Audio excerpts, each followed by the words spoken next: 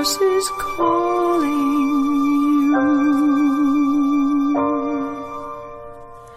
The universe is calling me. It speaks both day and night. It's full of dark and light.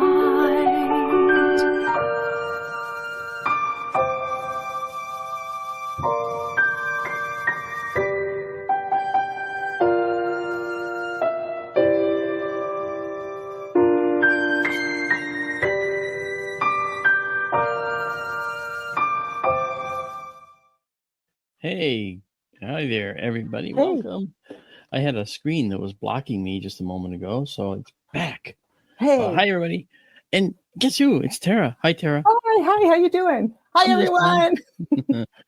Welcome to Sky Tour Radio tonight here on this wonderful, well, gosh, it's March 26th now. Wow.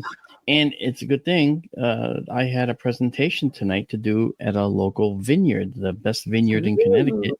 Nice. And they moved it to May because of a scheduling thing. So that's even better. So that means I can do another. Look at this. We got this. The ship is rocking here. Oh, It means, I know.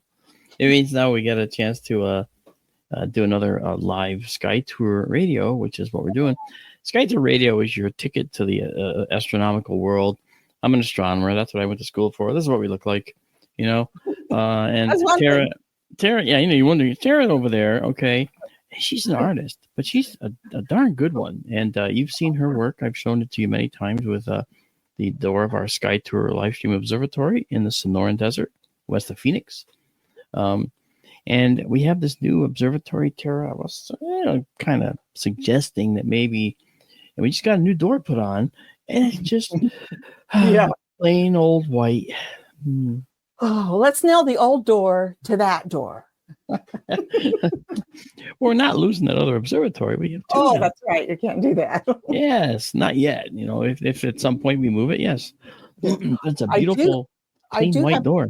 Yeah, I have plenty of bottle caps. I'm sure I have plenty to go over it. I'm sure you do. It's kind of interesting, you know, when she spent time building that door for Sky Tour live stream 1, which is the Sonoran telescope. The door was beautiful, stunning colors, and she recreated the Orion Nebula, right, which is just beautiful. Right. Yeah. And then over time, it faded, and it went from looking like a beautiful color photograph to a black and white photograph, or even a sepia photograph. Yeah, and it's kind of cool. Sepia. Yeah, rusty sort of. Yeah, but it's cool though. I mean, it has a character all its own, and I wouldn't trade it for the world. It's really beautiful.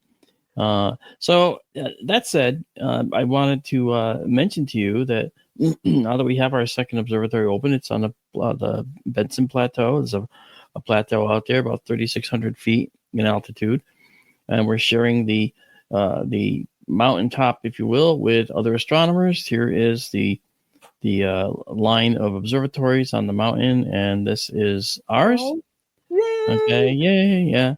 Oh, look, we're kind of split right there. That's kind of cool.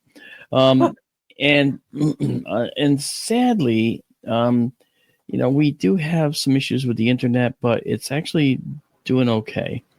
And we are a 501c3. We do need some additional equipment for the building. We want to get a what's called a field rotator, because our camera's plastered on the end of the telescope, right? And if I show you this picture, okay, you can see right there, okay, at the end, that red thing on the very end, that's the camera, and just ahead of it is that black thing. That black thing is a filter wheel that has filters in it, and that entire assembly, or just ahead of that, we would have this field rotator. Now, what does that do? What it does is it rotates the entire assemblage of camera and filter wheel to help us better place the image that we want to guide on with our guiding system, which you can't really see. It's on the other side of all that right now. We're directly on the opposite side of the telescope from it. So what it means is that when we have, this is a better view, you can actually see that thing sticking up there. That's the camera, and the that thing right there. Oh, right Okay, there, is right that black there. thing Oh, wait, behind the red there. Oh, the box. other way. There's a red box Right. there. There's a red box up there. Yeah, yeah. We can't like put our cursors over this. I can't show you. No. But the bottom line is that Cool. the field rotator. I think it's like a $400 item, and as soon as they get them, they're already spoken for. So we haven't bought ours yet, but we want to. And as a 501c3 nonprofit, I have applied for a grant to help us, do a better job of bringing astronomy to you. And one of the additional pieces of equipment I want to add is a spectrograph, which will allow us. You know what that'll allow us to do? Nope. When we look at a nebula, okay, and we have several. Like here's one. Okay, this is the Crab Nebula. This is an old supernova that occurred. In 1054 AD. The Chinese saw it as a new star in the night sky. Yeah, they documented it, I think. That is right. You're absolutely right. They did. That. And now, if we look at this with our telescope, this is what we see. I took this actually 2 nights ago, right, out in Benson. Yeah, it is. But you say pretty, and the reason you say is because it has pretty colors, right? But the colors mean something. And from experience as an astronomer, I can tell you that the red is very likely hydrogen, okay, and that the bluish green is very likely oxygen. But what about the whitish, and what about the other colors that are also present in there? Yeah. Well, we can only make a guess, Tara, right? That's what we have to make a guess as visual observers right now, looking at the picture. But if I took a spectrograph and I pointed it at this, I would not only be able to identify those elements I just mentioned, but all the elements that we're seeing, because stars are element factories. And when they exploded in a supernova, they release them all. They release their guts to the universe. And it spreads out because nothing's going to stop it. And it eventually permeates the entire galactic region where they go off, because these are all within our galaxy. And then those elements are then free to be used to build new stars and planets. Right. So the bottom line is that a spectrograph will allow us to see all those elements that were created in this supernova explosion immediately. We don't have to wait. We don't have to take a picture. We can just look at it, and it will show us what elements are in there. It is the next phase of what we want to do. Right? I have a question for you, if I may. So those colors you were just showing that picture, you're saying that, obviously the red is this and that, but those colors like the white, the spectrograph you're saying that will show us what that white is, or it's just going to show us a black band. But if we determine just further, if we see the black band and say we know it's some element that is green, do we assign that green color to that picture that you just took, or? No, that's the nice part. Okay. First of all, the colors that we see in this object here, okay, this is light being given off by that nebula. Okay, so this isn't going to show up as a dark line in the spectrum. Like last week we talked about these dark lines here you see, which show up in different stars, and they also show up, because of the fact that, and I made this, I think I might have mentioned this.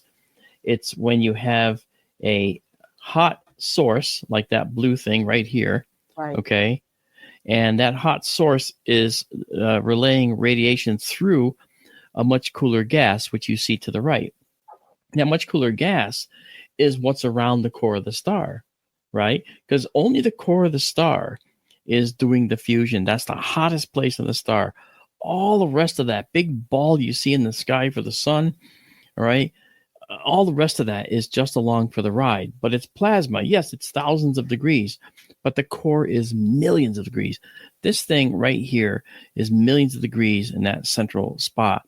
So that gas, even though it's thousands of degrees that this light is going through, this radiation is going through, it's much, much cooler than the core. And what it does is it absorbs some of the energy going through it from that radiation. And that upper one up there that you see, that one there shows what's called a continuous spectrum, just the rainbow of colors. This is what you would see if you didn't have a starlight going through a gas, like the outside gas around the star, you would just see a continuous spectrum. However, if it's going through the gas, you get these dark lines that you see in this center one all the way on the right. And that's because the gas is absorbing some of the energy coming from the center of the star. So they're called absorption lines.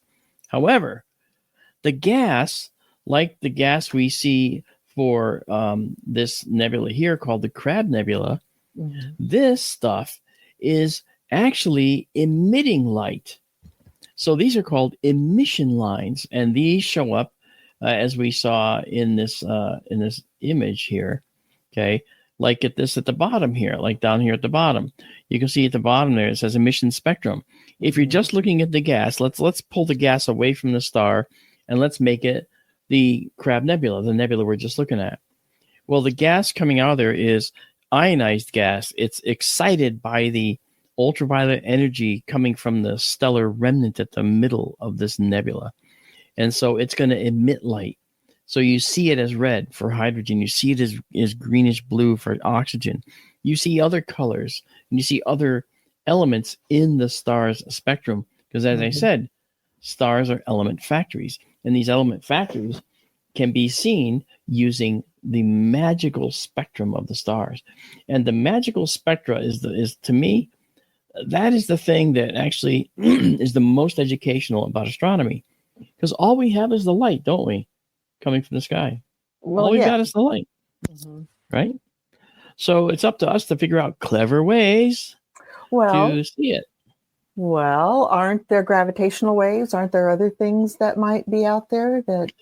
Good point. Okay, when we talk about light comes into us as waves, right? Right. And light has both a particle nature and a wave nature. We can talk about a photon of light, right? Little packet of light. And we can talk about a wave of light. Okay. That's called duality, and light does that. Okay. At the atomic level, atoms do that too. They can be described with equations, all right, and or as particles. We can talk about an electron, but we can also talk about a probability distribution. And we can put an equation up which talks about where the electron might be in the atom at any one time. It's a little crazy to think about, okay?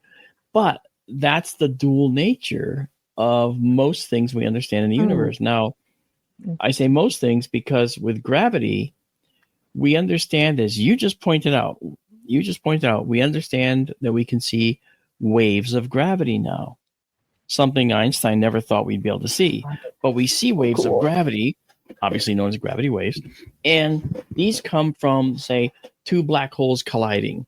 They send ripples through space, like ripples on a pond when you throw a rock in, okay?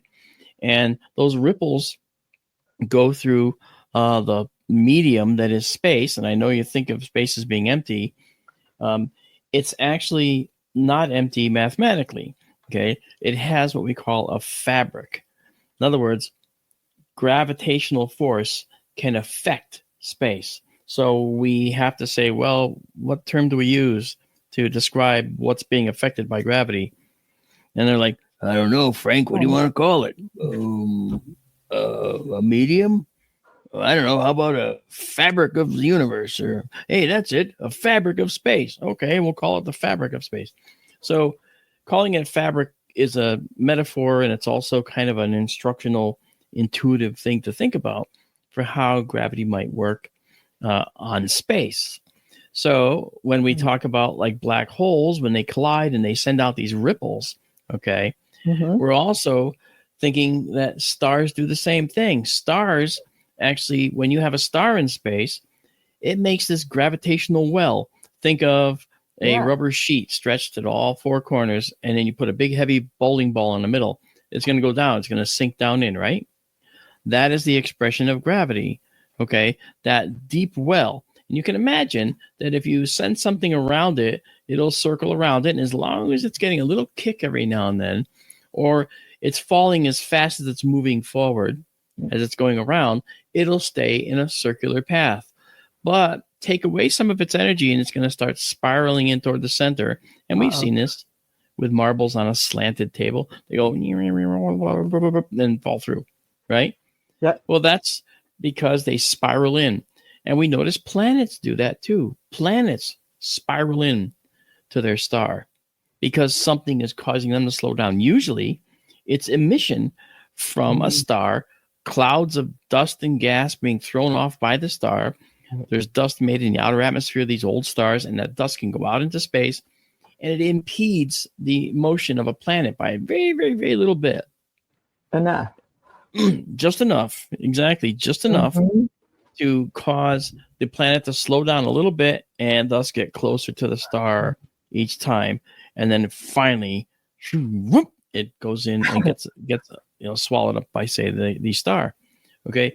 Well, black holes that orbit each other also have a tremendous difficulty staying in a perfect orbit with each other because they're giving off all kinds of radiation and they're impeding each other. So eventually they're going to spiral into each other. And when they collide, that's what that ripple is that we see in space. And that fabric I've been talking about of space gets bent. Okay. Does it bend or start flapping in the wind like a sheet? That's a very good point. It actually bends. So, for instance, if we have a very big gravitational thing, right? Let's say this is a cluster of galaxies, and we have something back here that we're looking for. Something like a light object, some object, maybe a single galaxy far away in another cluster. As the light approaches this galaxy, it gets bent toward this galaxy's cluster, and it gets bent in all directions. So if it's back here, okay, it'll get bent around this way, get bent around that way, around this way, around that way. And we'll see what looks like a ring of light around the distant galactic cluster. That ring of light is that distant galaxy's light that's been ripped apart and moved because of gravity. Now, the thing is, light has no mass, and mass is the thing that is affected by gravity. So wait, how could light be moved then? Yeah. How come they say in a black hole, the gravity is so strong that not even light can escape it? That means that sounds like, and incorrectly, that light is held back by gravity and can't escape because it's trying to get out, but gravity pulls it back in. That's what it sounds like, but that's not what it is. Okay, what's actually going on, this is a tangent, I know, but it's a good one. What's actually going on is these black holes are warping space, and near the black hole, that warp gets so steep. Remember that indent I was talking about with the bowling ball? Okay, it gets so steep that when light starts circling at a certain point, it might be able to go around up here, but as soon as it enters, there's a point where it can't anymore get out. And so it's going to keep going. Why? Because light follows the curvature of space. So is there a lip on that curvature of space at all on that black hole? Because it seems like... Well, the entrance point, okay, first of all, it's three-dimensional. The event horizon there, is that? Yes, the event horizon is the place beyond which the light, once it enters, the curvature is so steep and light's constrained to follow the curve, okay, that it just stays in there forever. Okay. If you think about light as an object that has no mass, that's weird to think about because we don't even know how to visualize that. But light is a car moving on a road that has hills. Okay. The hills are the universe, and gravity affects the shape of the hills. Gravity makes the hills. Okay. It makes hills. It makes depressions. It makes other things. So the car has to follow the curvature of the hill and of the hills. This is kind of cool. Look at that. All right. It's Hawaiian. Okay. You're the one that's been to Hawaii. I haven't been. Okay. So when you look at the light following that, or the car following that curvature, what we're really saying is that light also follows the curvature of space. Light is constrained to go in a straight line as far as it knows, from the point it leaves its source to the point it ends. Okay. It goes in a straight line as far as it's concerned. What's really going on is that it's following the curvature of space. So whichever way space is curved, it's going to go. And so that's what black holes do. They curve space. So even though light has no mass, light is constrained to follow the curvature of space. So therefore it does. And that's the thing that is the reason, in fact, that we have gravitational micro lenses, which are the galaxy images showing up in the foreground when now the galaxy cluster is in the foreground. The light going around is being bent by the gravity of this big giant cluster. Isn't that how they proved Einstein's theory? Was the light bending behind? That was a full moon, though, or no? That was a solar eclipse. Solar eclipse, but yes, it's the same concept, though, right? And that's correct. That's exactly that's actually one of the classic proofs, was to show that light followed the curvature of space. Now, we understand gravity to act on things that have mass. Okay, this water glass has mass. If I drop it, it's going to fall because gravity's going to pull it down. Right? I won't do it. Okay, because all of a sudden, be gone. Okay, but it's like, sorry, I'll be back. No, but the fact is that gravity acts on things that have mass, like you, like me. Okay, but that gravity, we're used to acting on mass, objects with mass. We're not used to thinking about how gravity affects things like light, because light has no mass. Light is a quote unquote massless quantity. All right. It's an odd way to think. I mean, it has something called relativistic mass related to its momentum, the speed it's traveling with the velocity it's traveling, which is the speed of light. Okay. But that said, the thing that's important here is to understand that it's space that's warping and light's constrained to follow space. So now you can understand why light, which has no mass, is affected by things with fantastically high mass, because they're bending space and light follows the curvatures created by those giant things. Okay. So there you go. That's the basic concept.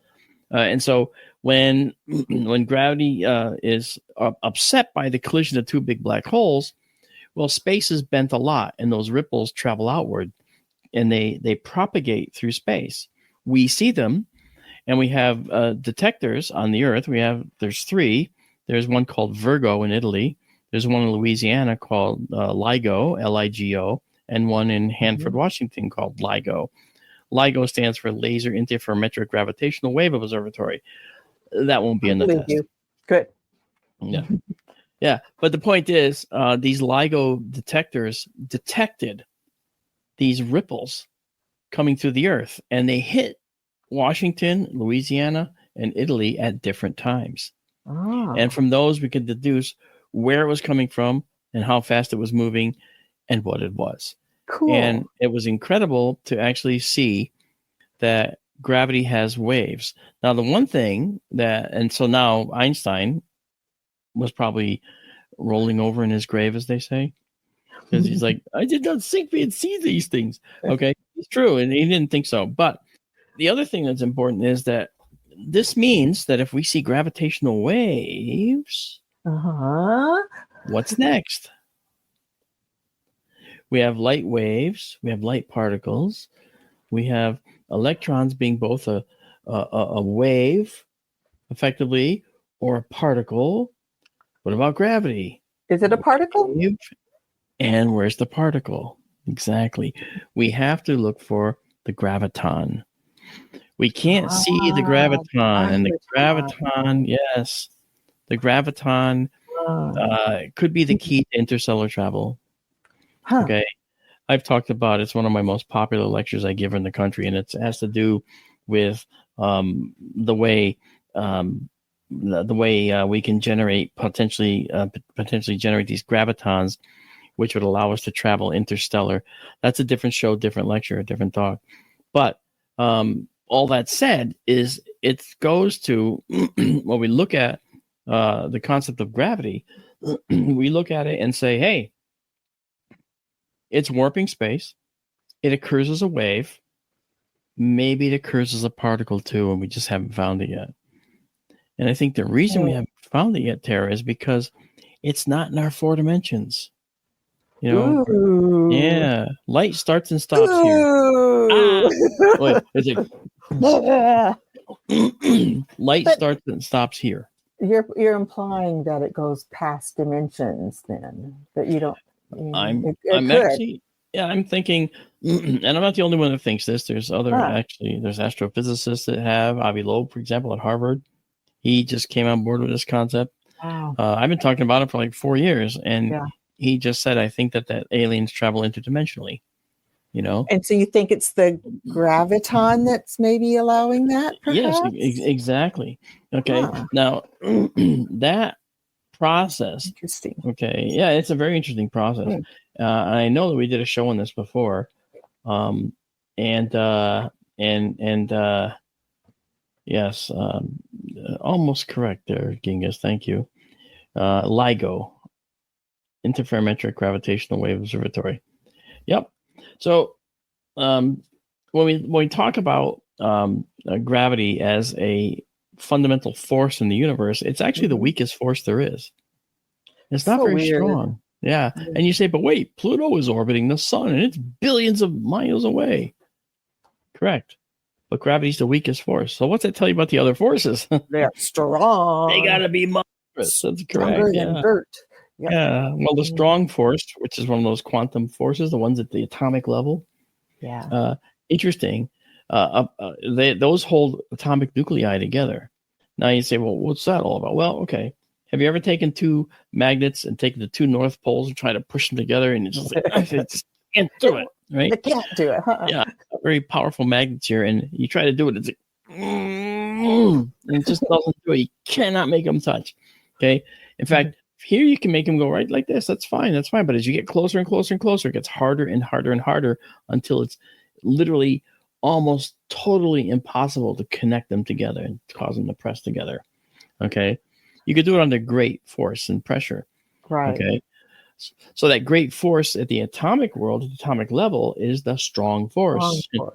Very nice name, strong force. Good thing we didn't call it the weak force, but that also exists. But the strong force holds the atomic nucleus together.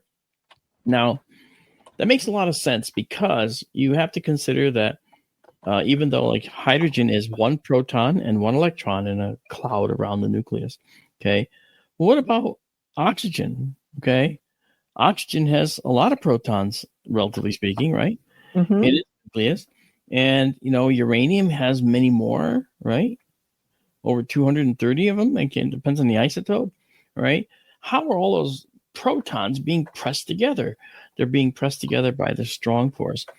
And it goes even deeper than that. It goes all the way to something called quarks and how protons are made.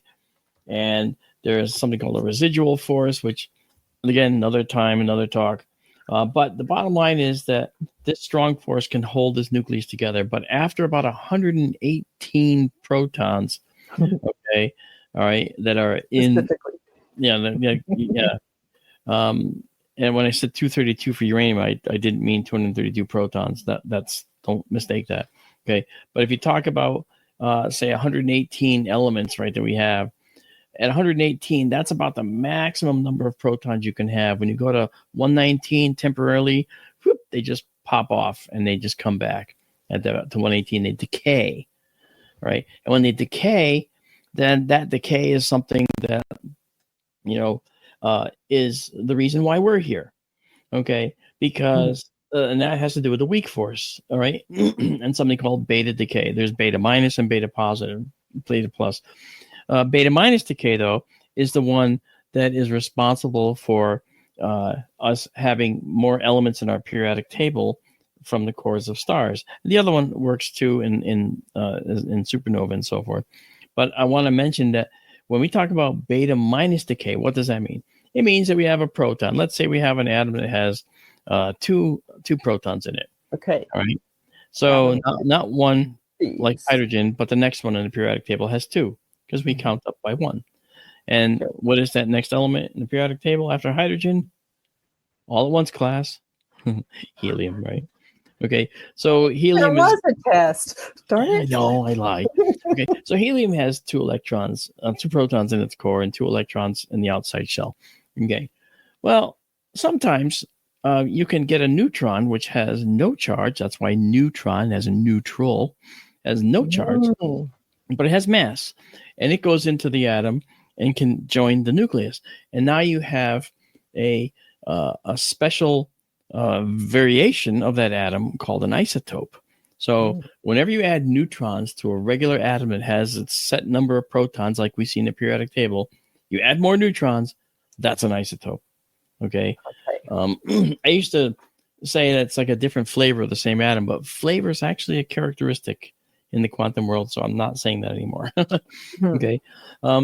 But think about this. Those neutrons now that are inside the atom, you can say you get an additional neutron or even two. Sometimes one of those neutrons can spontaneously decay and become a proton.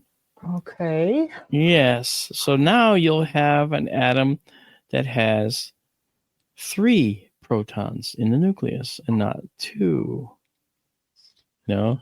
Yeah, looks like I see that alien over there. They're talking. That's right.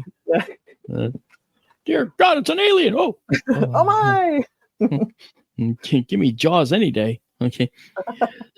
So, the nature of these elements then is such that they build up in a star over time, using a process called the slow process, and it's called neutron capture. It's a slow process, and a neutron gets converted somewhat randomly to a proton, and now you have a new element.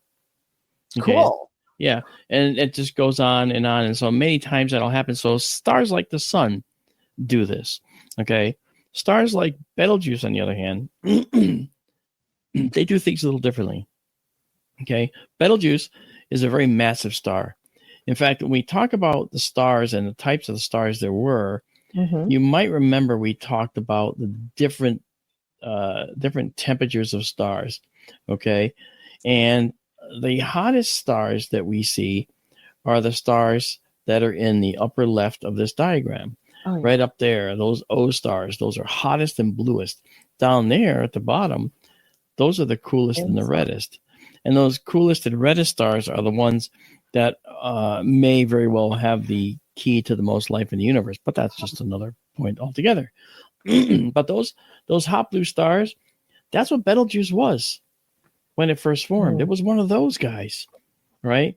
Well, now it's over there above your head in the supergiant. You see it up there? It's in the upper right. It even says Betelgeuse. Right, there you go. It's hard to point backwards. You get good at it after a while. You're like a weatherman. And here's the front moving in. Yes. Yeah, so Betelgeuse was a massive blue star. But wait, Mark, it's red. Yes, because what happened was after Betelgeuse ran out of its hydrogen that was fusing into helium, okay, it began to, the core now began to shrink because its own gravity was causing it to get smaller because it didn't have enough outward energy to hold it up. So it started to shrink. And when that happens, it gets very hot and starts to expel a lot more energy, and it bloats the star and pushes those outer layers off. And we get that we see in the upper right-hand corner there. We get a supergiant, a red supergiant star, which is what we see with Betelgeuse. So meanwhile, the core of that star is still furiously fusing, but it's no longer fusing hydrogen into helium. It's fusing carbon into nitrogen isotopes and oxygen, okay? And then it's moving on and getting possibly to iron. And at iron, we can't fuse anymore. Now, the reason is because, and I have to show you the diagram, which I don't have, but you can take my word for it. You can look this up. When you have... You have to trust me on this one. But when you have a star like Betelgeuse, it gets to iron, and that's in the core. And of course, they're all ionized atoms in there. So there's only nuclei. There's no atoms with electrons running around. Okay, the electrons are all free in this plasma region. And so when we have iron in the middle of that star, all right, if you can imagine, how can you fuse iron into the next element, further on down? Well, you can't, all right? Because the problem is, to do that, you need to put in more energy than you get back. And that's like saying, I can't climb the stairs anymore, okay, because I simply have run out of energy. So if you're out of energy, you can't do that next step up the stairs. So therefore, iron is the last thing that stars can make under these types of conditions where they exist normally. Now go into a supernova stage where Now that iron is basically now this solid segment in the center of the star, and now all these outer shells around the core are fusing and making different elements. Okay, as this example shows, you have this inner iron nickel core, as you see there. Then you have these shells on the outside. You have a hydrogen burning shell, then helium, and then carbon, neon, oxygen, and then silicon. Now that silicon burning shell is that next one right outside the core. That's to do that, to burn and fuse silicon, all right, and make silicon, okay, fuse into something else. You have to have such incredible temperatures. And so when you look at what happens next, well, every one of these shells, these different colored loops here, you see the rings, every one of those shells is going to run out of fuel. Okay. And when they do, there's a problem, because the star will suddenly collapse. There's nothing holding it up anymore. The outward flow of energy is what's holding it up. It's a big tenuous ball of gas. Kind of, sometimes they bounce back and forth. They kind of change their size and they change their brightness due to this fluctuation. And these fluctuations are well known in some of these red giant stars.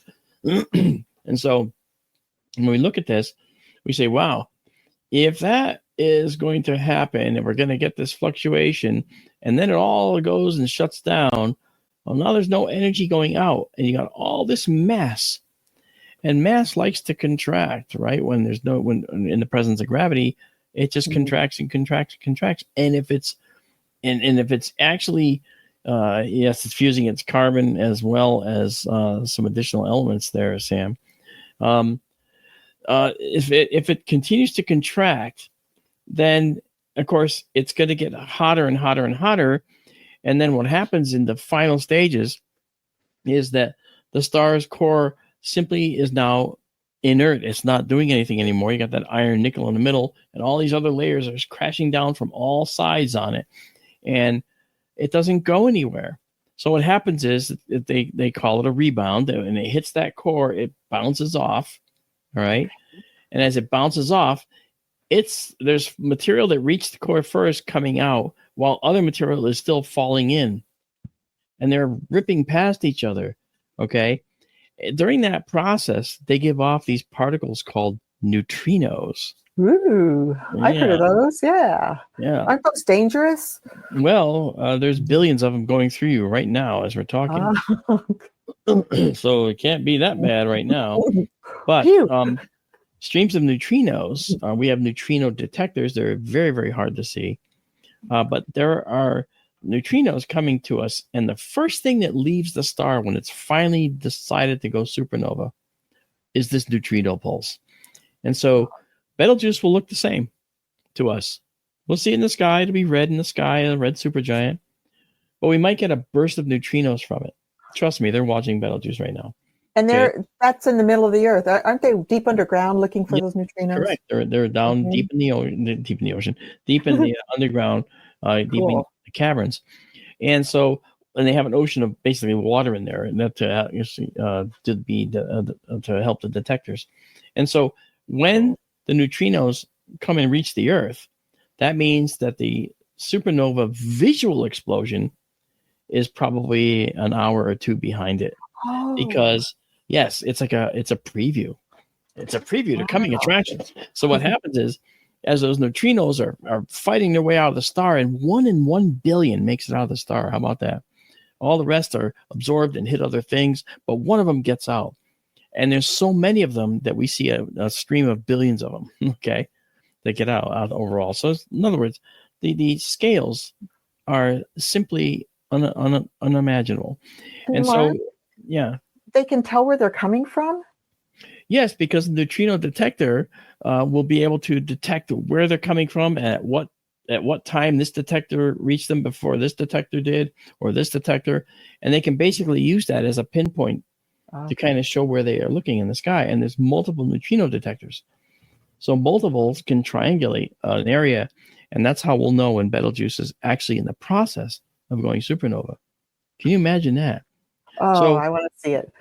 well, no, because all telescopes will train on Betelgeuse. And even if it's in the daytime, they're going to train on the location where Betelgeuse is. And the reason is because when Betelgeuse goes supernova, we're going to see it in our daytime sky like another sun. Not as bright, tiny, okay? But it's going to be a very bright second star in the sky for a period of a few weeks to a couple of months. Wow. Do we have to look at it through like we do eclipses, or can we? No, that'll just, that's too far away. The intensity of light falls off as the square of the distance, and Betelgeuse being 750 light years away, not going to be dangerous to your eyes. Okay. Great. Awesome. Yeah. So I really want to see it. I want it to happen. We'll have time to make popcorn. I want to see Betelgeuse blow. Yeah, in fact, you will. You'll be able to organize a party and have your friends show up and say, we're going to go watch Betelgeuse explode. What time? Oh, in about 22 minutes. Oh. Okay, I got my chair. All of a sudden, there it goes. That'd be amazing. Oh, yeah. You got to love that. And so when you look at, in other words, the point being, the reason why there's a difference in time is because neutrinos are light. Okay, light energy. It moves at the speed of light. Okay. However, the explosion is physical matter. It's protons and electrons, which are actual matter. Okay. So they can't go the speed of light. So they're going to go a lot slower relative to light. And so they're going to take several hours to get out of the interior of the star. And when it breaches that surface, the photosphere, the outer area of the star that we see, in the sky or at the sun, when we look at the disk of the sun in a smoky sky, when it breaches that layer, the star is going to be obliterating itself. Wow. And it's just going to go, and you won't see it, but it's going to get bigger and bigger and bigger in the sky, and it's going to cover up everything. Ah! Okay. And what's interesting about that is that in a fairly reasonable amount of time, we'll see something like this. This is the Crab Nebula, a supernova. The exact process I just outlined happened here. Okay. This was seen in the night sky in the daytime as well. All right. So this means that this object that blew up, and it's thousands of light years away, was very visible to us. And Betelgeuse is hundreds of light years. So it's a lot closer. So Betelgeuse stands a chance to be very bright in our nighttime or daytime sky, depending on where we see it.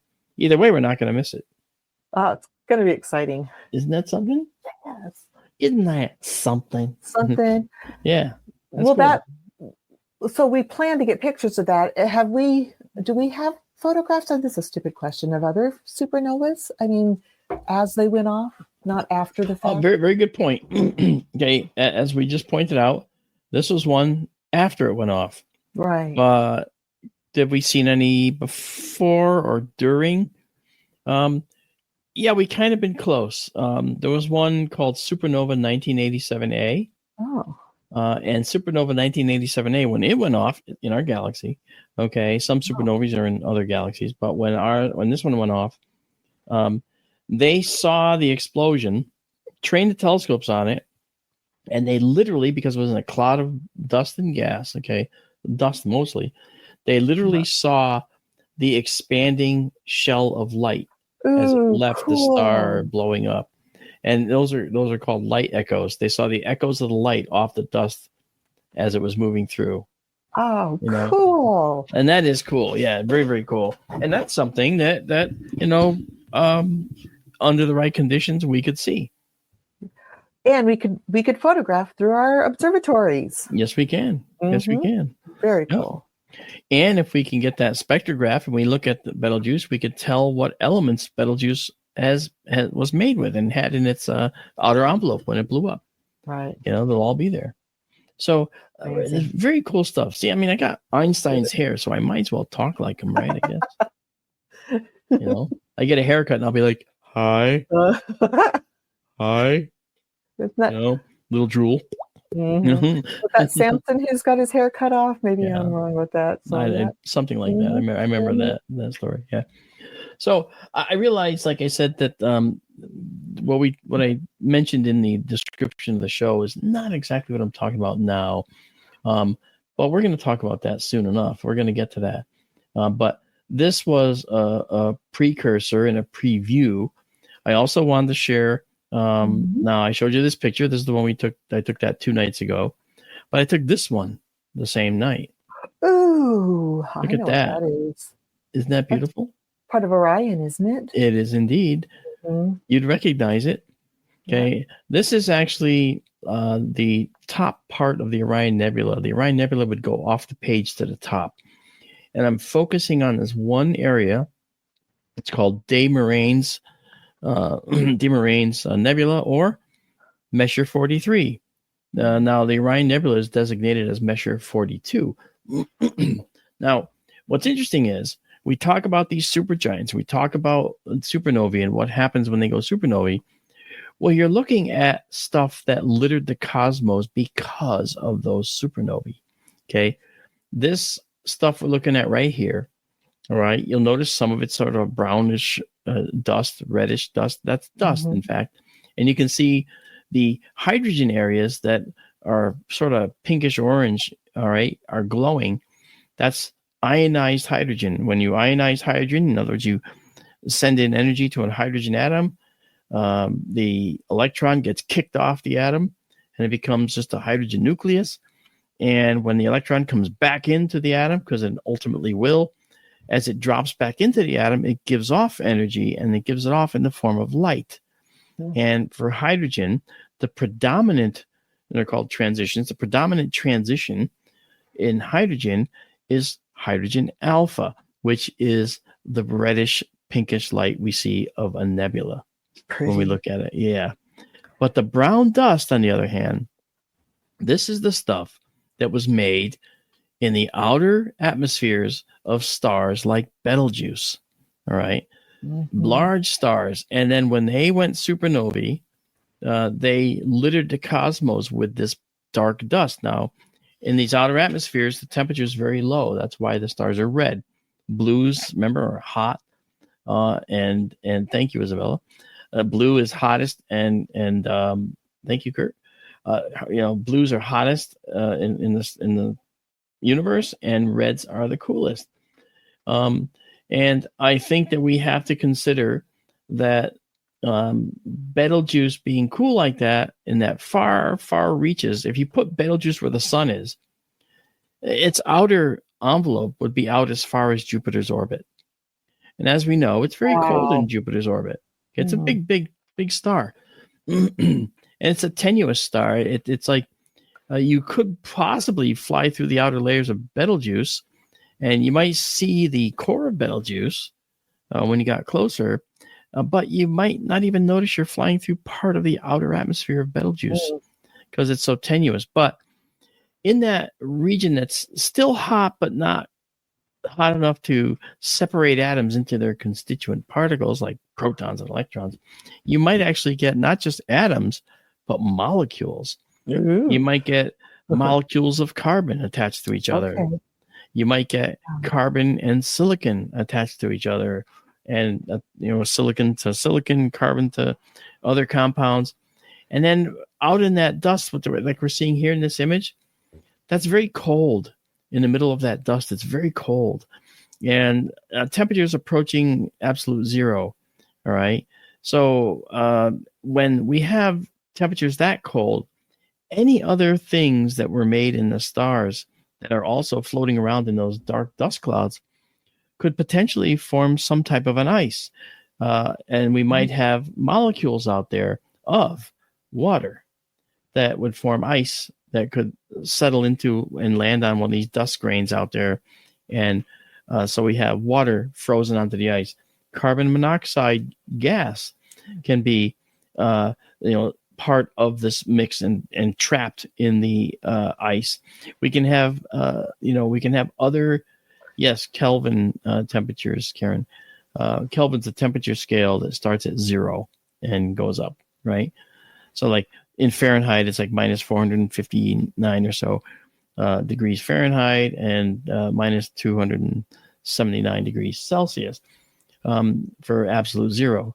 But we just wanted a scale that could start at 0. So these dark clouds are not going to be quite absolute zero. They might be, minus 175 Celsius, You know, but that's still warm enough or cold enough to allow ices to form on the dust, and they'll just coat the dust.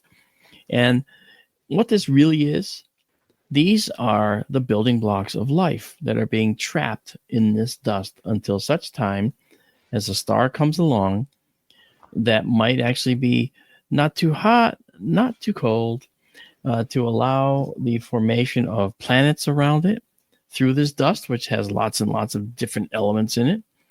And thus, we also have lots of hydrogen in there, which is responsible for that reddish part of the light you see in there, ionized hydrogen. Mm-hmm. And so we might end up finding ourselves with a new star system with planets.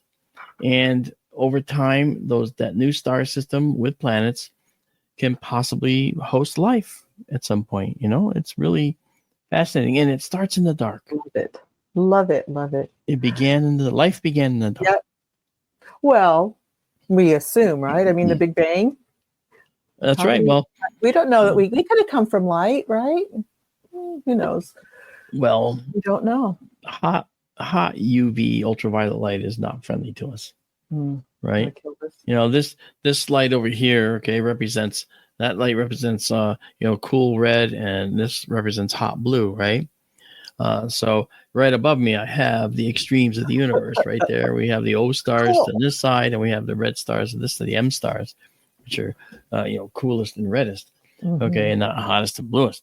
All right, so and I'm feeling getting a tan from this side anyway, and those blue stars give off mostly ultraviolet light, and that makes it really kind of, a bad place to go if you think you're going to form life. So those stars, they don't live long enough, for one thing, to foster life. They only live a few million years, okay? And then they litter the cosmos with their guts, and they can possibly start something else down the line, another star system. Betelgeuse is the first star to go in Orion. It used to be an O star. Notice that the star is changing as we speak. Okay, it used to be an O star, bright and blue.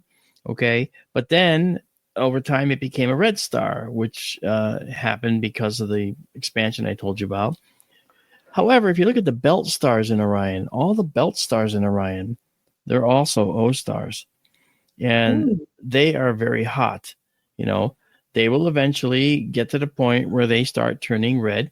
Okay, all right, and as they turn red, they're going to end up having a belt of red stars in Orion, possibly.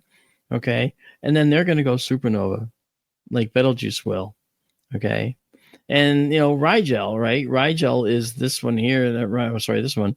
Rigel's this bright, hot blue one. That's going to go supernova as well. And when it goes, it will be red when it finally goes. So that's going to be something to see, because all the stars evolve like that. They start out at their respective colors, but then they all migrate off of that snaky line that we call the main sequence. That's the line in this diagram here, which goes down the middle from upper left here to lower right. Okay, and right through the middle, you see that cluster, that little line of stars. Those are all the stars that are fusing hydrogen into helium. Okay, normal hydrogen fusion, right? But they all go this way at some point. Okay, and eventually they will end up exploding. And so Orion, as we see it now, is just temporary. It's actually just a few million years in age, and it's not going to last much longer. So I'll give you an example. When Lucy, little 4-foot Lucy, our hominid ancestor, okay, Australopithecus afarensis, for those of you that like to follow that stuff, okay, when Lucy was running around in Olduvai Gorge in Africa, if Lucy looked up at Orion, she would have seen that star for Betelgeuse. It would have been a bright blue star. She wouldn't have seen that one. She wouldn't have seen a red star. She would have seen the blue star, because Betelgeuse was hot and blue 4.2 million years ago when Lucy roamed the gorge. Okay. Wow. Yeah. So see, the universe changes, although the changes are slow on a human scale, right? Yeah. So it's why I made the lights go as it's going today, because it's that slow change, which represents what's going on in our universe. Cool. Yeah. We got a minute and a half till break, Mark. Yeah, we do. Mm-hmm. So I don't know if anyone's got any questions in the chat. I know we've had some, but I saw a few. Okay, so we have, this is Sky to Live fan says, question: can there be dwarf stars that are comfortable or can support a human civilization? Yeah, the red stars, okay, the red dwarfs may be something that we can live with, okay? They may be. And the reason is because they are the ones in the universe that have the most planets around them. So those red guys right there, they're the coolest planets, they're the coolest stars, not very hot, but they have a problem. In their early youth, they're flare stars. They give off lots of flares, lots of flares. Flashy. They're very flashy. That's right. Yeah. They're flashers. Yeah. And with that, we'll be back. When we come back, we're going to go into our UFO discussion. I know we had some questions about that, but this was something that was just on my mind to talk about. All right. But we'll be back right after these words. Remember the stars.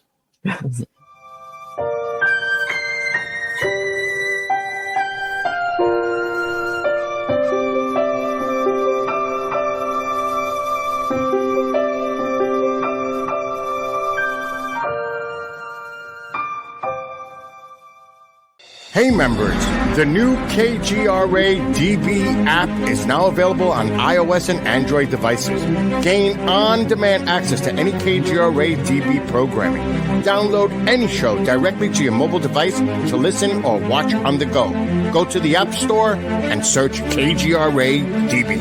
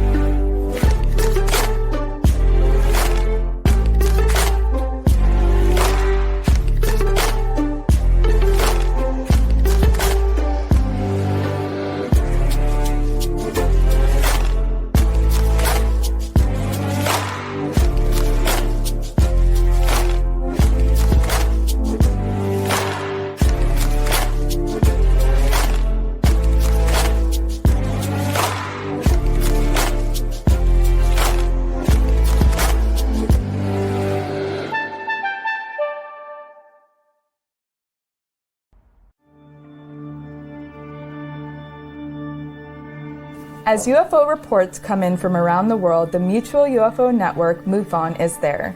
We continue to explore new cases and build our massive database. We share our information with the world in a number of ways. If you'd like to be part of our investigative team, you are always welcome. What could be more exciting than exploring the UFO question firsthand? Join MUFON, find your friends.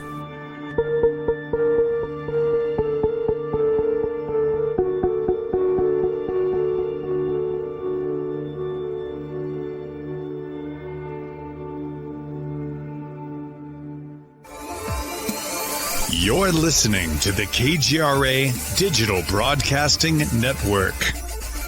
We provide unparalleled coverage of trending news in the world of ufology, cryptozoology, and paranormal phenomenon.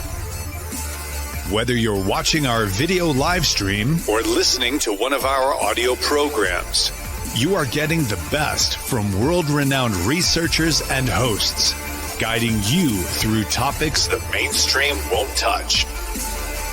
Miss one of your favorite programs? No problem.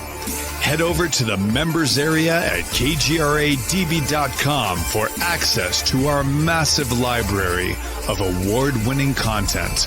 Make contact, stay connected, only at kgradb.com.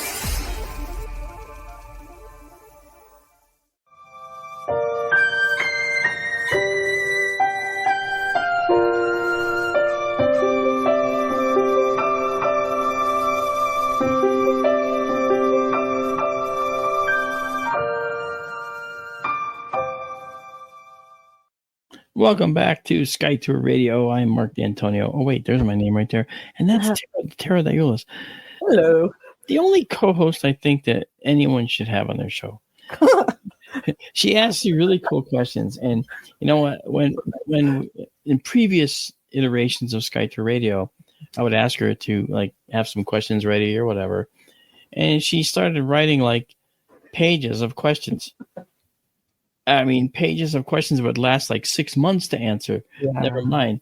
I mean, talk about diligence, you know. That's why she's something. I have a curious mind, you know. This is really fun. So interesting. I agree. I'm very, very pleased to see it, you know. So I just want to mention too, as you know, I'm also MUFON's chief photo and video analyst, okay? And we have a wonderful photo analysis team. We're currently doing a case right now from San Francisco and JSCO. See, look, see, she is excellent. Mm-hmm. You're the one that put that up there, didn't you? No. I know. Okay. So on our photo analysis team, Pat and MUFON, we do a lot of cases. And, you know, I'm an astronomer, but I'm also open-minded. And I think it's very important to be open-minded because if you're not open to the possibilities that the universe is presenting to you, then you'll never, ever find them. They won't be there. You'll make up excuses, you know. Now, I've had situations and experiences I cannot explain. Okay. And, you know, I've had missing time. I had something taken out of my sinus that was put up there after 3 terrifying nights. It was really difficult to deal with. So all these things taken together, you have to say, this means there's something going on. And I think it's very important that we figure it out. And we should be willing to figure it out, you know, and we shouldn't be closed-minded to it. So I'm an open astronomer. I'm not a closed-minded astronomer. We caught, and Tara knows this, we caught on our Sonoran telescope, which is 75 miles west of Phoenix out in the Sonoran Desert. We caught with our all-sky camera, we caught some very interesting anomalies. Some we understood, like we caught a re-entering Chinese rocket that came back in and was breaking up as it entered the atmosphere. Cool. We caught the auroras. Seen here in Connecticut where I am. They look like this in the sky, actually. They're really pretty. Okay. And along with the auroras, we saw Starlink satellites going over in trains, one after another, and we saw those. In fact, just 2 nights ago, I was reviewing our all-sky camera from the Sonoran, and we caught a Starlink train. And you see these light streaks that come and go like this, one after another, and that's a Starlink train because each of our exposures is 15 seconds. Okay. So you're watching, and I can set it to anything, but you just watch this 15-second streak because that's one coming through, then another coming through, and it went on for like 25 of them. Pretty cool. So those are normal things we see, right? And but it's the abnormal things that we see that we can't explain. One such thing that I can't explain is we had an object come in the all-sky camera. It came in like this, and then went boom, and took off in a different direction. And you'll say immediately, well, it's just an aircraft, you dummy. Well, no, it wasn't an aircraft. I analyzed the image, and all it showed was a single light source moving through the sky. So what is that? You know, is that a rocket changing orientation? I mean, when a rocket's launched, they also leave a launch plume. This left no launch plume. It was just a bright light that came in, went toward the camera, and then it took a turn. Now, it was only about a 30 or 40 degree shift, but it went like this. If you looked at it from the top, it went like this and then like that. I've never seen that before. That was weird. The other thing that happened, this was last year, okay, was this was with an old all-sky cam that we had too. I had the telescope, the all-sky camera looked in the sky, and it was looking in one particular direction. And this spider crawled up and happened to get right in the area where the lights of Phoenix, as you can see with these sensitive cameras, you can see the lights of Phoenix 70 miles away, but they're dim. But there was this dim white light, and the spider crawled up and made its profile. It looked like this spider about to eat the entire desert. Oh my God. But above that, on the other hand, was some anomaly that showed up that I couldn't understand. Oh, yes, Karen, I can explain that spiral. I do know what it is. Above the spider in the sky was this semicircular light that went like this. Okay, it went like a half circle. I was like, what's that? It was way up high. Okay, it was this big in the sky, literally that big. See how big I mean? That big. That's tiny, pretty big. tiny in the sky. Yeah, it's really big here. Yeah. So then I looked at the next frame, and there was the other half of it. So something way up high went in a very tight, small circle. Something that was not what I would expect to see from a fighter jet, not what I'd ever expect to see from a commercial airliner. And in fact, it couldn't have done that. In fact, I'll tell you why fighter jets couldn't do it either. Because the only light that we would see on a fighter jet is the light from the exhaust, right? They fly around. So as it's flying away from you, you'll see the light coming from its butt, right? You'll see that light. And as it makes the curve, it'll fade away. So half that, if I saw a half a circle, it makes sense. Okay, for half it was turning away and then was done. But the very next frame was the rest of it, and it was exactly the same brightness coming back the other way. Strange. Yeah, there's no such exhaust on the front of a jet. So this one was truly anomalous, and I called it as such. So there's a lot of weird things that happen out in the desert, you know. And I mean, I've had my own private flare drop, okay, by jets from Luke Air Force Base. They flew over, and all of a sudden, they leave this string of flares right over. It's like, wow, that's so cool. You know, don't let them fall into my observatory. You know, but I mean, we've seen a lot of cool things, and people are seeing things today. Now, Karen mentioned this spiral seen over the UK. I know exactly what that is, and the reason I do is because I've seen it before many times, and you're going to see a lot more of them. Okay, I think that the thing that's interesting is if you look in the sky, you'll see more things than you ever thought were there. More satellites, yes, of course. More stars, depending on where you go. More things that seem to move, right? And among them, you might see a rocket launch, and so the rocket launch is something that really shows up as a very interesting anomaly in the sky. Now, years ago, there was one that came out called the Norway Spiral. Ooh. And people Wonder where that was. I think it might have been in Afghanistan. No. Okay, that makes sense. Yeah. The Norway Spiral, people were sending images. I got it literally minutes after people were seeing it. And they were seeing it at 8 o'clock in the morning their time. So I got it early in the morning here. Okay, like 5 or 6 hours earlier. And I looked at it.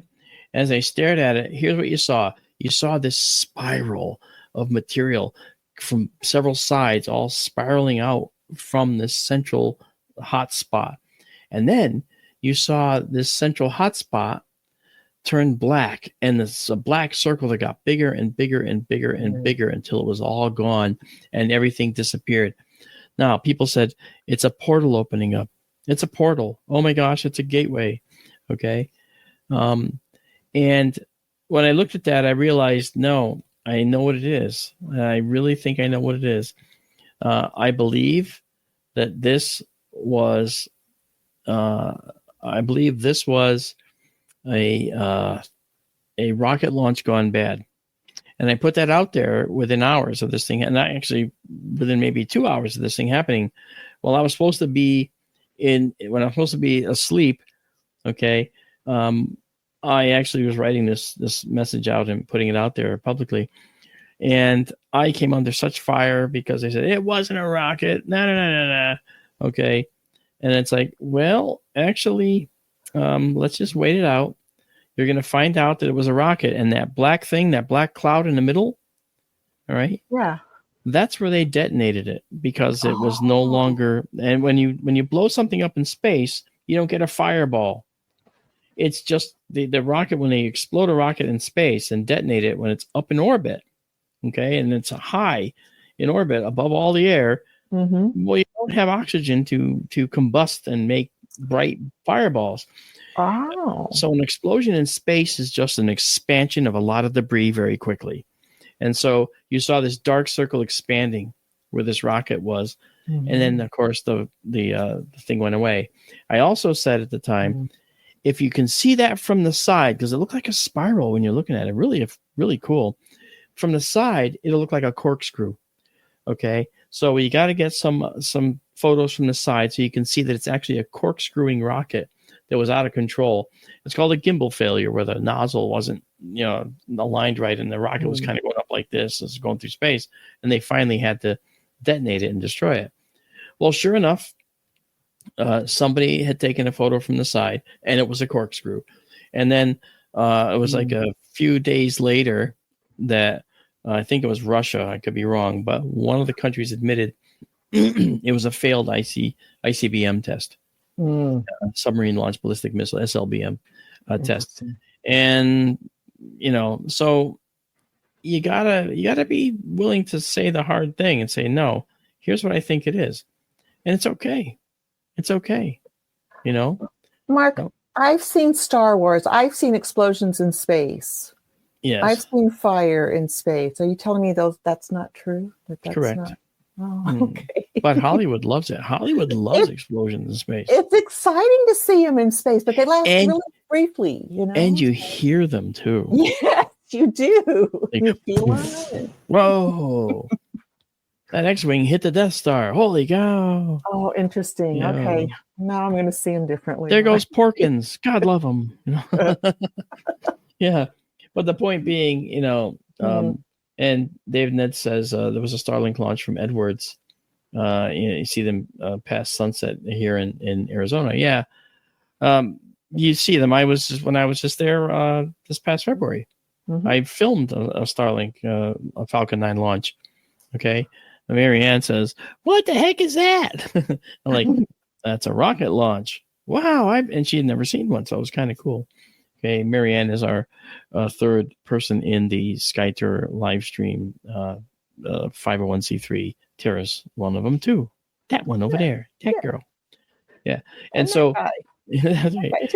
And so it turns out that when we saw this rocket launch, it leaves this plume behind it. And so when you watch a rocket launch, it looks unearthly. I was doing at Contact in the Desert last year, I was doing a Skywatch with Ben Hansen, good friend.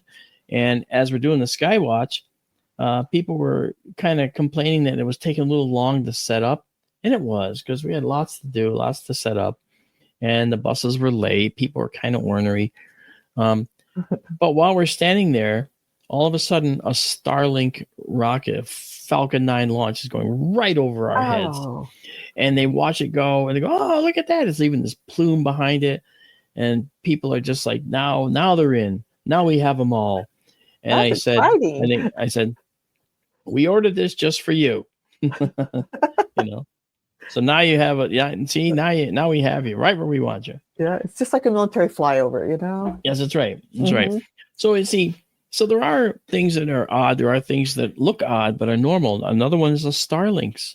The Starlink satellites, when they go over, when they first started going over, people saw this tight stream, this tight bead of lights going through the sky. And they're going, "It's an invasion. Ah, we got to get out of here. We got to leave. We got to leave now." They're like, everyone's panicking, like kind of like that War of the Worlds, radio play. But the fact was, Starlink, they launch in a cluster, all right, and they gradually space apart, because each one has a slightly different speed.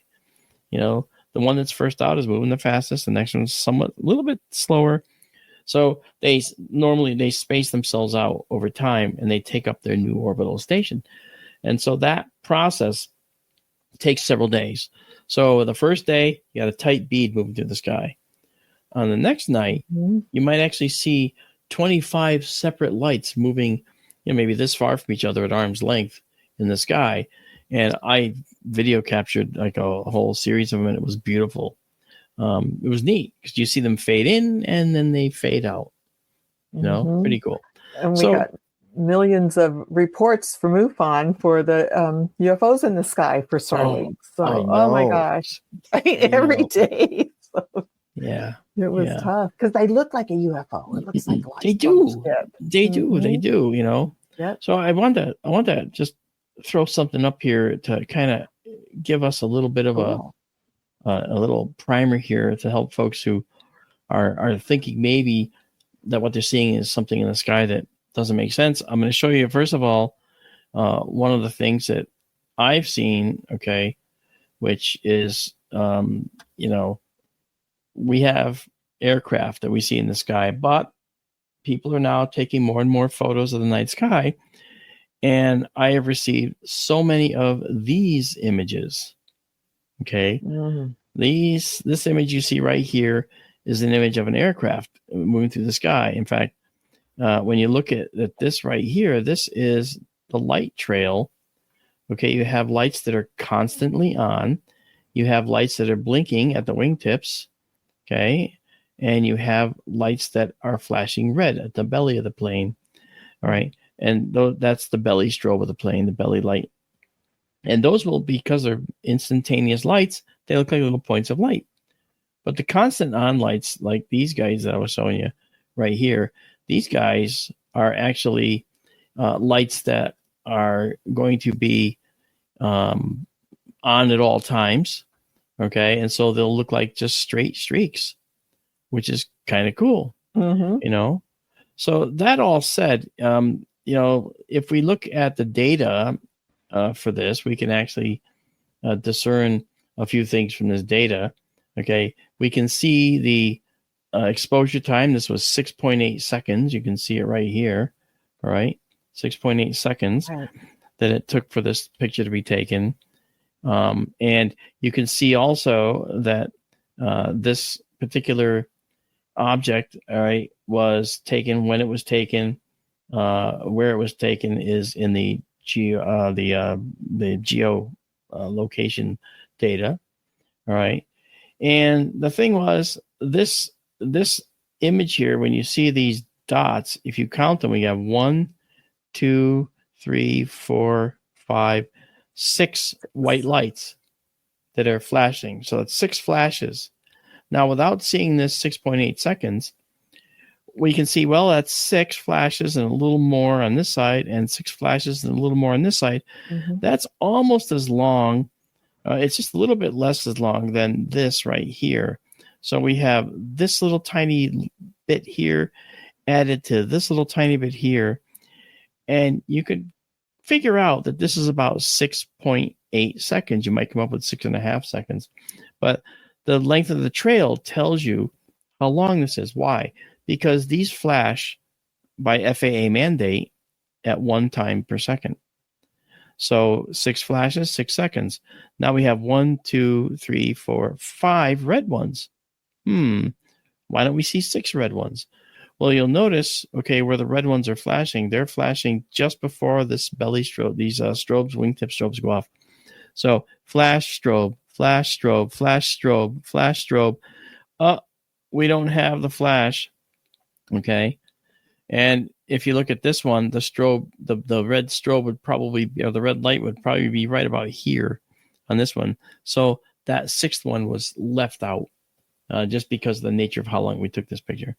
Hey, Mark, quick question for you, please. How do you know which direction that airplane was traveling? Well, actually, in this particular case, we don't. And I'll tell you why. Because what we don't see here are the navigational lights. Now, on the wingtips of all these planes, you also have red and green lights. If the light's on the right side, when the plane is in the sky, and the green is on the left, that plane's coming toward you. Think of red right returning. Red right. If it's red on the right, it's coming toward you. Red right returning. Okay.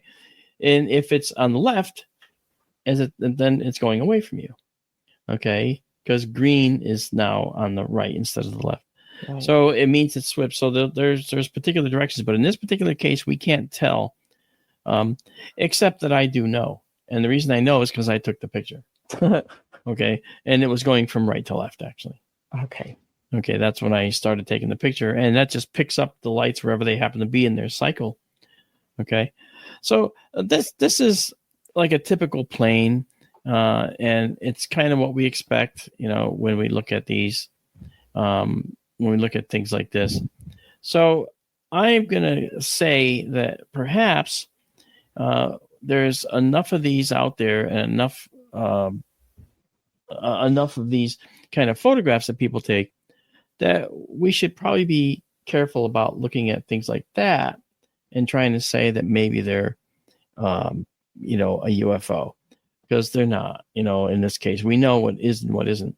Now, I saw this light pattern in the sky as well. Okay, this is a photo I didn't take, but I did take one just like it, and that's all I saw in the night sky. And they were all moving almost together. The ones at the end here, those are kind of moving relative to the rest of the pattern. I was like, what is that? At first I thought, are these geese? These look like lights, not reflected light. They look like they're emitting light. All right. And when I examined the photograph further, I found out what it was. And in this particular case, this photo was submitted as a UFO because of the exotic light pattern. However, when I did processing on it, you know what I found? I found this. Oh. It's a refueling plane. And this is the aerial refueler. And you'll notice the string of lights on the bottom. Mm-hmm. That string of lights on the bottom is meant for this pilot to line up on so he knows where the boom is, especially at night. It's important. It is. Yeah, it's like the meatball, that you hear on. It's like the meatball that they talk about on a flight decks of carriers, right? So obviously in night vision, this looks this way, but with a little processing, you see there's more to the story.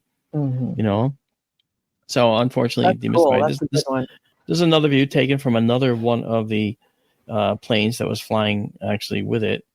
I think it was an F-18 Hornet, Super Hornet. And this was taken. And then yet another from inside looking down at the planes flying in. Yeah, this is cool. These are planes flying in. And this is the boom. And this is the operator's position. He lays on his belly to do this. Oh. Yeah. There's the plane that took that other picture over there. Oh, hey, funny. Yeah. So that's that's kind of neat how that works, Great perspective. Oh, yeah. Now, I've also seen things like this, okay? This particular object is what we would say is a contrail, right? Mm-hmm. However, when you look at this was part of a video, and the video was moving. This thing was moving up, straight up from the horizon. It's like, whoa, what's that? That's scary, right? You think, well, is that a missile? What is that? Is it some kind of aircraft contrail? Well, the thing is, all right, using some of the Genghis dang refueling planes, I know, right? Using some applications that you have available to you on the iPhone anyway, one called Theodolite, okay, okay, which I use all the time. This was basically, it moved, this was like 4 degrees above the ground, and it went up to an altitude that if you measured, when I measured the top length and the bottom length, or the altitude, it said to me that this was the line of sight was up to 25 degrees actually. And so it told me that this was about a 72-mile long contrail. Wow. In this view. Doesn't look 72 miles long. But you're looking at it along the length of it, as it's heading away from you. Okay. And never is that more clear when you look at the distant horizon. You see how it's getting fainter, but you see how the contrail out here is starting to be blown around and widen out, because you see them do that sometimes. But when you get up here, they're a sharp point, because that's where they're just being emitted from the plane. So when I looked at this, I was told, this looks like a missile. This looks like a missile. Well, actually, knowing the time and date, which I was able to figure out, I could find out this was actually a UPS flight that was coming into land in Los Angeles. Yeah. And it's not a change in altitude. It's just it looks that way from the picture. I mean, that is correct. Yeah. That's a very good point. When you look at this upper one, it looks like it's vertical. But that's actually, it's moving horizontally right here. It's to the Earth. It's moving horizontally to the Earth. So you'll say, well, wait, what about this? What about this? Well, Earth is curved. So we're seeing it far away here. We're seeing it far away in the distance. All right. So we're looking around the curve of the Earth at the contrail, much further away out here. And we're observing from like way back here. So we're looking over the curve of the Earth right here. Now, to people that believe in a flat Earth, leave, because I don't care. You're wrong. All right. I have no problem saying that you're wrong. And so I don't want to hear any of that baloney. But I will say that these contrails sometimes are mistaken for other types of objects. And if you just put a little bit of thought into it, critical thought, you can figure this stuff out. Yeah. You know? That's a good one, Mark. Yeah, it is a good one. Yeah, it seems like a good one. Now, this is fun. There are new planes out there that are being used. Exactly right, Carl Becker. That's following the curvature of the Earth, and it's at a level altitude. Thus, the contrails are staying there. They go away under 30,000 feet, roughly. So, new designs are prime targets that people believe are UFOs. And as an example, get ready. Here's one. Okay, hold on. Oh, what the heck is that? Okay. This is called a hybrid heavy lift airship. Okay. Lockheed Martin came out with it, the P-791. It's very strange looking, and from a distance, you could easily mistake this as something that is otherworldly. And it looks like it has 4 big sucker feet on it to suck the water out of our oceans or whatever. Oh, God. Yeah. Okay. It caused quite a stir when it first showed up. And the pads really do look like some giant alien sucker, you know. However, this strange craft can lift 20 tons of cargo. Wow. Yeah, With pretty the cargo strange. ship? Yeah, it's a heavy lift vehicle. Now the cargo doesn't go inside this envelope. It would hang underneath. Oh. All right. But it's kind of interesting how a heavy lift ship like this could even exist, you know. But again, like imagine. Yeah, it's a weird one. Look at this. Imagine seeing that from a distance, or photographing it. Yeah, it looks like a UFO, doesn't it? You won't see all these appendages. You won't see the motors from a distance. All you're going to see is the shape and these round little pads, and say, "What is that? It's a UFO." You know. So I guess you can. I guess it's pretty crazy. Does that fly close to the ground? Yeah, absolutely. It can hit the ground. It lands on the ground. Well, I mean, it doesn't fly high in altitude, right? When it's I see what you mean. Yeah. It has to fly high enough to get out of low level winds, so it could fly pretty high, and carry cargo. Obviously pretty far. So it's a hybrid. The motors need to be on for this to fly, because what the hybrid is you have to have some forward motion so that the whole body of this thing can actually lift itself off the ground as a giant lifting body. And that's what we're seeing here. And Daisy and Zoe, this is in fact, a large, weird piggy bank. You got me. That's funny. It does look strange. Yeah. So, but this is the object. Okay. Now, we also know about other things. This one's obvious. People know about the Predator drone. There's probably about 100 or more different kinds out there now, and there's going to be a lot more coming up, especially with the small drones that people see. And I know I saw a question about drones earlier, but I have a whole fleet of them, actually. I've got not a Predators, but I have a whole fleet of drones in my storage area over there. some of them can carry full-size cameras, hundreds of feet into the air and stay up there for 20 minutes at a time. So there's big drones and little drones that people can buy. Big drones and little drones, I want one that's just right. Snow White and the 7 drones, Yeah. Yeah, there is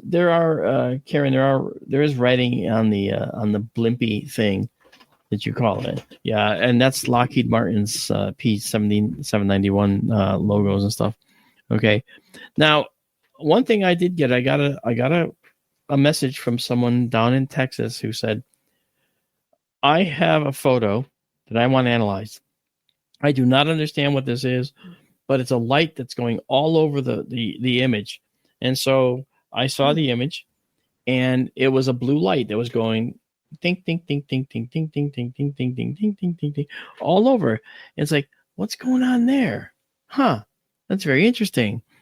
And then I started looking at military drones to see what lights they have. Well, no coincidence that some of them actually have only a blue light. Blue lights. Mm-hmm. So I traced the pattern and saw that the separation of the lights based on the FAA 1 second per flash told me that this was at a certain altitude based on 1 second in speed. You could kind of roughly estimate how high and everything. And so adding the Predator drone into the mix, I could tell that it was probably a Predator. And so when I looked into whether there were military bases around, sure enough, there was a drone base right near the sighting. So it turned out this was a Predator being flown at night, probably on some type of maneuver, training mission, whatever. And it was actually a Predator proving ground is what it was. Okay. So we have that happen too, And those are big, right? The Predator is pretty big. I have to get the exact size, but they're like small aircraft, So that's really like a small Cessna, right? They're not small. And then, I actually saw one like this that was being transported. Mm-hmm. And the thing is, it's being transported at night. Okay. UFO.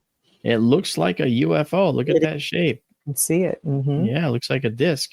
Mm-hmm. Okay. But this part here bothered me. Okay. I didn't know what that vertical thing was. Because it looked like I see wheels here. So I was just trying to figure out what that might have been. And so for all the world, it does look like a flying saucer for all the world. It really does. It really does. It's like, we finally got one. And doing it at night. Yeah. Suspicious. But the thing that bothered me was this bulge here was off center. It's and this right here, this was a sharp edge point. This was a sharp edge point. So what's going on there? I couldn't figure that out. So I started digging through like Flight of the Navigator, Michael. Yeah.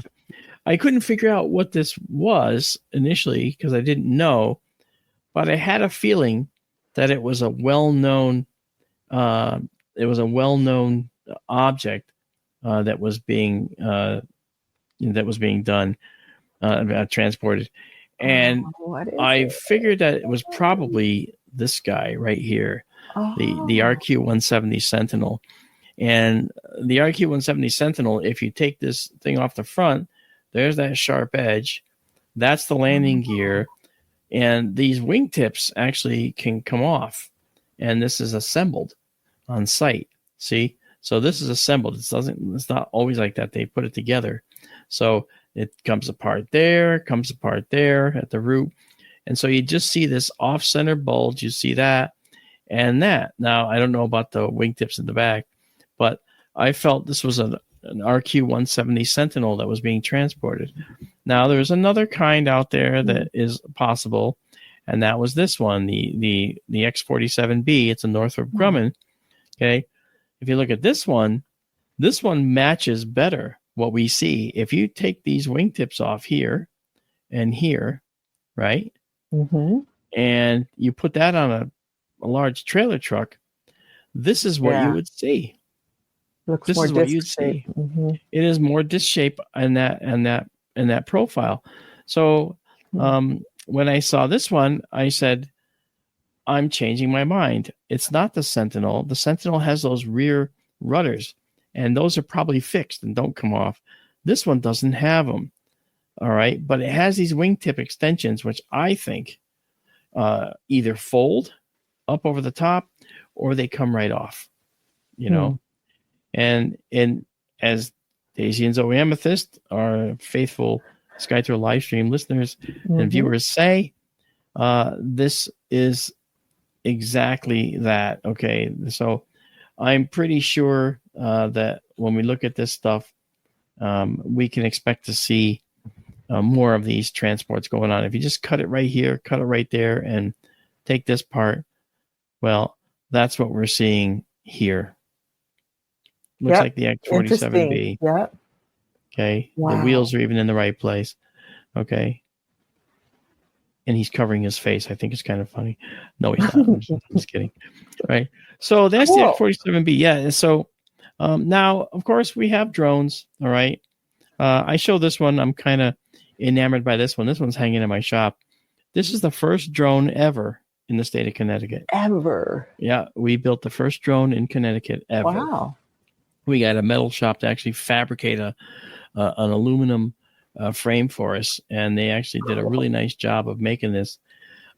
This nose cone I have here, okay, that's actually a clear cover nose cone, which was part of a Virginia class submarine that I made for the Navy. It's like Robbie the Robot, right? And I thought that looked cool, so I stuck it on the top. Yeah. And so this is hanging from the ceiling in my workshop. That's neat. So yeah, this was the first one, and I had a Lawrence Livermore scientist here for 13 days, and we're building it and trying to test it. And for a while, it was a buzzsaw tumbleweed on the front lawn.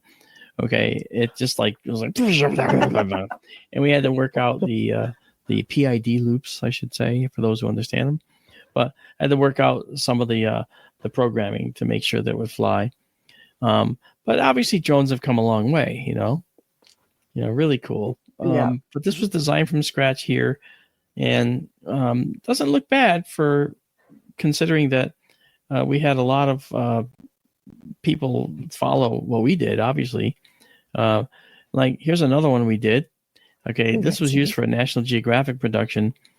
We created it in 2 days, and this was a UFO that we created, and the idea was to send this up into the sky during a snowstorm with bright blue lights that you can see reflecting on the ground here, and with these bright, brilliant white lights, and it looked like a blue haloed ring of light in the sky, and people had no idea what it was, and we flew it over a busy shopping mall. And when we landed it, we brought it down and landed it right in the middle of the shopping mall so people could see it. So the idea was, we created this event to show people specifically how off-the-shelf components could fool you. All right. And it was basically to show people how technology can go faster than their understanding of objects. And so that's what it was. Now we exposed the entire thing, showed how we built it. The whole special was about, how we built it here in the shop. And it was kind of cool. And you started with a hula hoop. No, actually, that was actually... These things are actually interesting. These are long, straight tubes that I folded into 4 segments, and they're used to run control rods for radio-controlled aircraft. Oh, well, that's convenient. Yeah, and I bent them into a hoop. That hoop was hanging in my shop for years until finally I wanted the lights for another project. And that's what happens, with movie props and other things like that. And artwork. Yeah, once they outlive the usefulness, you say, hey, I want this for something else. And so you get rid of that thing, A little aside, okay, and before we get to this, let me just say this. A little aside. I was working in London on special effects for a submarine show on A&E or something like that. Cool. Or maybe Learning Channel, I can't remember. And I was building these special submarine models that would operate underwater. And I was working in the BBC Central, which was at North Acton, London, and I was in the special effects shop for the BBC. Everything around me that I was looking at was all stuff that I knew. Okay, there was a room full of Daleks from Doctor Who, the robotic Daleks, fun. and the TARDISes, the many different flavors of the TARDIS over the years. And as I walked onto the floor, there was this large plywood piece laying on the floor that was loose, and it was blocking a hole in the floor because this was the second floor I was on. And the guy said, "Be careful on that. That's you don't want to step on that, Mark. It's you can fall through to the downstairs. It's not good." "Oh, why? What is it?" He goes, "Well, we had to cover. It's a hole in the floor. We just cannibalized one of the TARDISes and we took one of the sides and put it there." I was like, you took a Doctor Who TARDIS and ripped it apart to make it a walkway?" "Yes." Couldn't believe it. People listening. How cool to be around all that stuff. Yeah. And I'm opening a double panel cabinet to get some paintbrushes or something to paint one of the models I was working on. And a model fell out of my hand and landed in my hand. I had it in my hand. It was the Red Dwarf from the British show series Red Dwarf. The Red Dwarf itself was in my hands. If I had a pocket big enough. And I turned to the guy and I said, "This is the Red Dwarf?" He goes, "Oh yeah, that piece of junk. Yeah, we got to go through that and rip and throw all that stuff away." I was like, "Can I have this?" He goes, No, put it back. He's just going to toss it. I'm like, "Okay." And I put it back. I'm like, maybe I can break a piece off, I didn't. But so in other words, that's kind of interesting how that stuff goes. That's a little aside. Yeah. Sorry about that. But it's interesting. And then this guy was another one that had a very swept wing. This one had a name. I know because I worked on this. This guy right here was called a MPUAV. And Karen. Red Dwarf was great. This was called MPUAV. We called it the Birdie when we were working on it. It looks like a folded piece of paper. It does look like a paper airplane, doesn't it? Mm-hmm. What you don't know is from the front, it looks like a malevolent flying shark. Okay. This is an open inlet for the exhaust, for the air to go into this high powered jet engine back here. Wow. And there's two of them. And we built this. Now, what happens is these wings fold up and they fold right up tight around it, like me hugging myself here. Okay. And then they open up when it gets to the surface. And what happens is this thing launches like you see it here, but it launches out of a missile tube of a submarine. And it's folded up and it comes vertically to the surface, flips over, unfolds its wings, fires its rocket engines, and takes off and flies around, does a photo reconnaissance mission, comes back, lands in the water, folds up its arms, folds up its wings, sinks back down, and navigates back into the missile tube and goes home. What? That's right. How big is that thing? Well, if you look at the size of the person right here, so it's actually it's once it's folded up, it's the size of a missile tube. Wow. In diameter. Now, the thing that's interesting about this is that this particular object was flying over Lake Pend Oreille in Bayview, Idaho, and it was being tested. And there was one particular guy saw it from the resort at the other end of Lake Pend Oreille, which you see here in this photo. Okay. Mm-hmm. And it's a lake that's over 30 something miles long. It's a big lake. It's also known as the deepest lake in the United States. And this lake, it does fly, Isabella. This actually flew very well, actually. And this object, this thing was seen flying, and someone took out a camera and took a picture of it. And naturally, guess what they did? They submitted it as a UFO. And who got it? Me.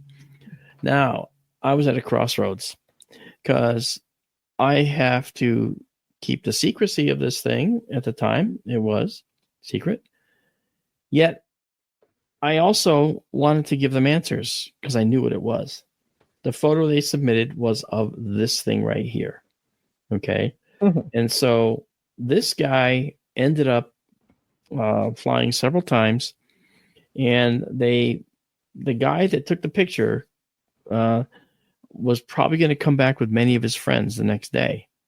So I was working fast. I called the program office down in Washington, and I said, listen, guys, someone's photographing the birdie at Lake Pend Oreille, and they're submitting it as a UFO. On the other end of the phone, I got, hey, that's great. No, that's not great. Okay, because he's probably going to go back and bring 10 of his friends tomorrow, and they're going to photograph the birdie flying again when you're doing your flight test. And now I'm hearing silence. It's like, total quiet. And I said, so unless you want them to photograph the birdie doing something you don't want them to see, you might want to come out and say it's one of ours that's being tested. And if you do that, I promise you, from my experience, they'll all go home. Disappointed, but they'll go home. And that's exactly what happened. He finally said, all right, well, I'll send you a statement. He sent me the statement that day. I distributed it to the guy that sent me the report, and to MUFON at the time. And they all went home, So this is an example. The actual, it says figure that ring is 3. Oh, you're trying to estimate the diameter. No, you can't estimate the pad eyes. Those are oversized specifically to this vehicle. This particular thing fits in a missile tube of a submarine. I'll say that much. All right. Once the wings are folded. So that said, you can find it if you want to know about this actually, because they say it's canceled. It's a canceled project. Now it's known by another name, not MPUAV. It's known as its official name, Project Cormorant, like the bird. Cormorant, okay. Cormorant, Cormorant. Yep. So look up Project Cormorant. You'll find it on Wikipedia. You might find some of these pictures. Okay, I don't know. But this project was canceled. Now, what a canceled project means in the military, because I worked for the Navy for decades doing this stuff. What a canceled project means is that somebody else is paying for it. Okay. Oh, that's all it means. Private? It means no, not necessarily. Another agency was probably took up the charge and started paying for it. And that's the kind of thing that happens all the time. They say this project was canceled. Well, this agency is not lying. They canceled the project. They're right. They did. But another agency took it on, and that part they don't say. So, you got that. So it's a very ominous looking thing when hauled out of the water. Okay. Now, it's not the only thing. Now we go from water to outer space again. One of the things that we have that's the bane of our existence as photo and video analysts are lens flares. And you can see in this particular photo from Apollo, you see this bright light here. And people have said, that's actually UFO. That's a UFO. Yeah. Or that's the studio light because Kubrick was doing this. Okay. Oh, yeah. Someone opened the door to the bathroom and the light was on. Yeah, yeah. I in some of our live streams, I show people that not only is that not true, I show them the equipment still on the moon using the Lunar Reconnaissance Orbiter quick map. That's so cool too. You can see all that stuff. Yep. You can see the rover here for this Apollo mission, Apollo 16. You can see the rover still sitting on the moon where they left it while they walked back to the lunar module and took off. Okay. And while it's left is the square descent stage, which you can see, Well, it's a lot of, I think they did get Kubrick to do it, but to do for the most realism, he suggested they do it on site. And so they did. That's funny. On the moon. Yeah. So this is a bane of our existence, these lens flares. And so when you look at these things, in the glow of the sun here, just out of frame, the sun is very bright. The moon is very dark. The moon is actually quite dark. And it's actually a gray that's like an 80% gray, 88% gray 88% reflectivity, actually. And so when you looking for stars in the sky, even if you turn away, you don't see them because you're shooting for the moon. And as dim as the moon is, it's way brighter than the stars. So to expose the moon properly and get the detail inside of a dark wall of a crater, you have to drop your f-stop and take a shorter exposure, which means you're not going to get the stars. So black stars in the sky, you're never going to see them. The astronauts saw them when they took their gold visor up, which he's got on now right here.